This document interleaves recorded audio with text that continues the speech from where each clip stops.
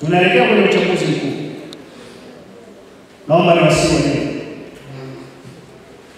katika vituo vyetu vya kazi, lakini pia kupitia jukwaa hili la CWT,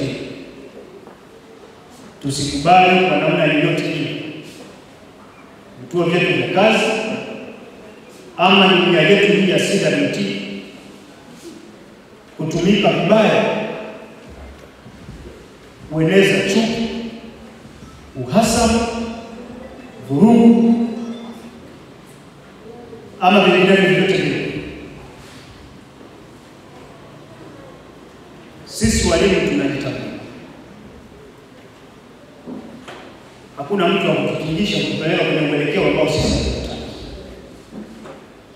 Kwa hiyo tusikubali kuondoka kwenye njia ambayo tunaifahamu kwa muda mrefu.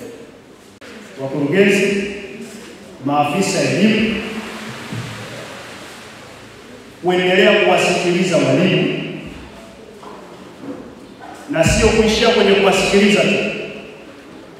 Baada ya kuwasikiliza, changamoto zao zipatiwe majawabu na sio majibu.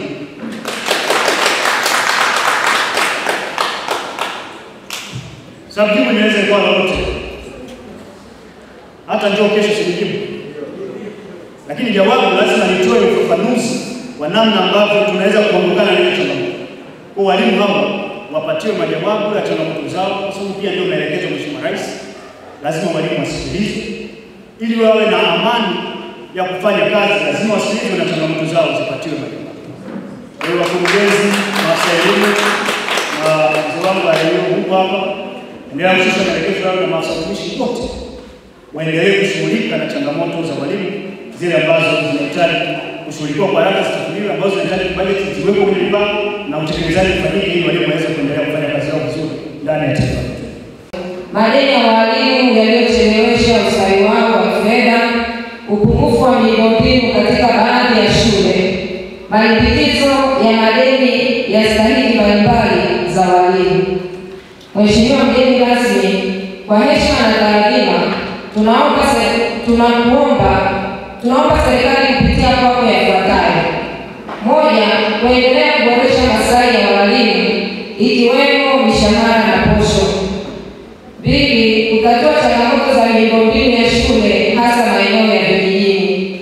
Tatu, kuhakikisha malipo ya stahiki za walimu waliostaafu na waliopandishwa vyeo. Na nne, kutoa nafasi zaidi kwa walimu kushiriki katika mafunzo mara kwa mara. Lakini katika serikali tumepokea shilingi bilioni 154 zikiwa ni kwa ajili ya madarasa, mabweni, vyoo na nyumba za walimu.